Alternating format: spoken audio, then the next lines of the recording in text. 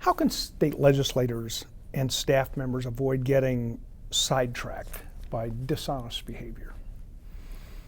First, I think it's important to recognize that all of us can actually fail from an ethical standpoint.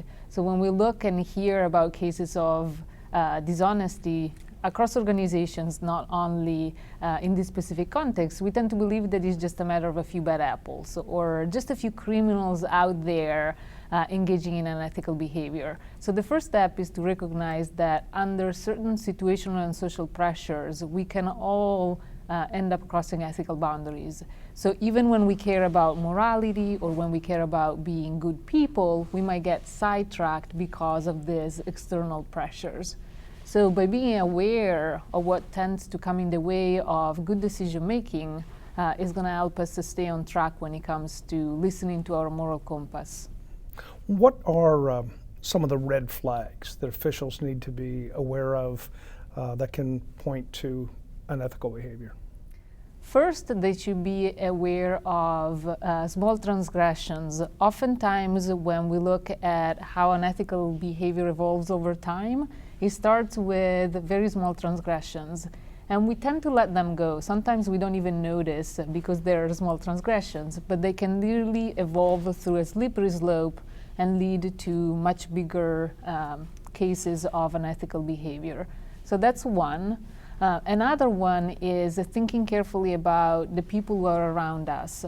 Oftentimes, if we see other people engaging in unethical behavior, it's much more easier for us to justify questionable behaviors from a moral perspective.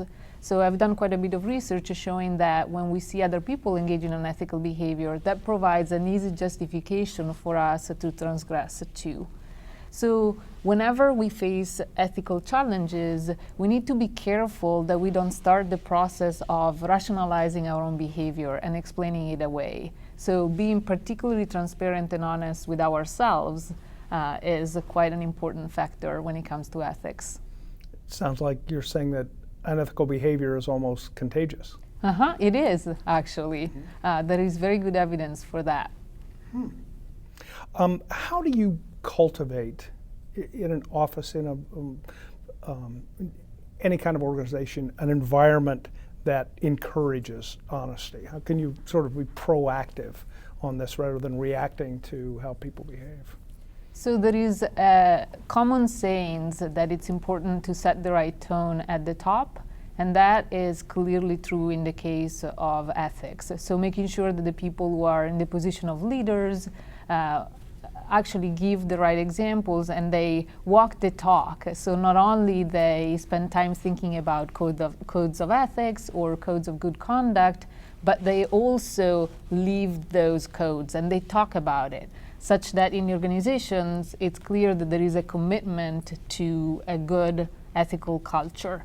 It's also important to be careful in terms of thinking about activities or initiatives to push. So for example, a common one is asking employees or organizational members more generally to work very hard and try their best to be productive.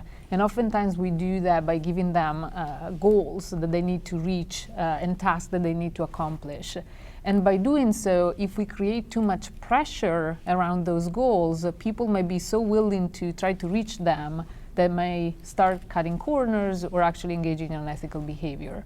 So whenever we push for good performance or productivity or good effort, we need to make sure that we're doing so by also talking about the importance of ethics, the importance of actually reaching those goals and accomplishing tasks in a way that doesn't lead to unethical behavior.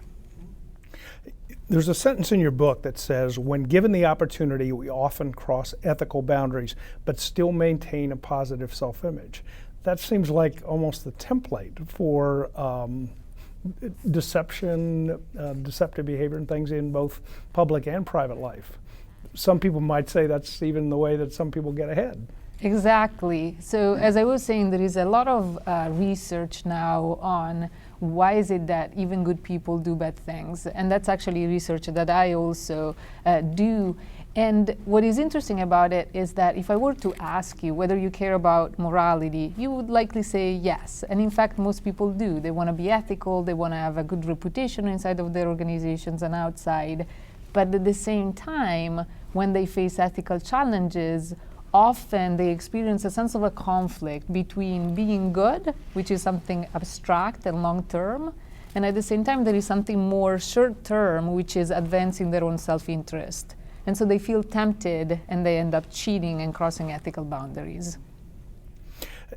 We're in the middle. Some public officials feel pressure to sort of massage the truth to fit the message they want to convey. Is there a difference between absolute truth and ethical behavior?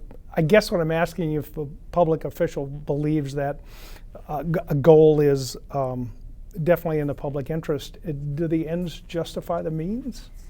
Oftentimes in our communications, we use a language that could vary quite a bit in terms of being completely truthful, completely a false statement, or something in between. And I've actually done some interesting research in that context, so looking, for example, at the way we speak and the way we use the truth, something that is misleading or not completely truthful, as well as lies. And what is interesting about it is that from our perspective, from the perspective of the speaker, we feel much more comfortable when we are not being completely truthful. So we massage our language a little bit so that we can communicate what we want to communicate, and oftentimes we might convey a message that is somewhat truthful, but it gives the wrong impression, so that you as a listener make up your own mind in terms of what I wanted to say when I was communicating. So as a speakers, we often don't see the difference between massaging the messages a little bit and being untruthful, and we think that massaging the message is just like being truthful.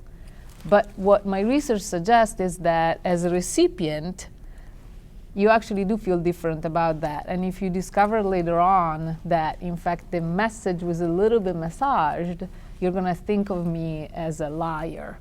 So you're not as, your judgment is not matching what I believe to be true in terms of how you're going to evaluate me from an ethical standpoint. We are in the middle of a contentious national discussion about privacy, government surveillance. Do you think that the likelihood that every keystroke, every email, that every telephone call that someone makes in their personal and professional lives might be examined by a third party might lead people to behave more ethically because they think they're being watched more? It's an interesting possibility. There is some research that suggests that when we are monitored, we tend to behave more ethically. So for example, there is research suggesting that in restaurants, oftentimes there are technologies that allow managers to actually check on whether their servers are being honest versus not. And when these technologies were introduced, if you look at the data from those contexts, it appears that unethical behavior is actually reduced. So just a sense that what we're doing is not anonymous make us behave a little bit more honestly. Do you think that the current economic condition has an influence on people's ethical behavior? In other words, is it, in good times, is it easier to make ethical decisions than it might be in leaner times? Yes, so the economic conditions are definitely making us feel different about the conflict that I was talking about earlier. And there is even evidence suggesting that in situations of crisis, economic crisis, people tend to be more selfish, and so they might be more likely to engage in unethical behavior. It goes back to what we said earlier, the fact that even good people can do bad things under certain situational circumstances, and the state of the economy is clearly one of them. Thank you very much. Thank you.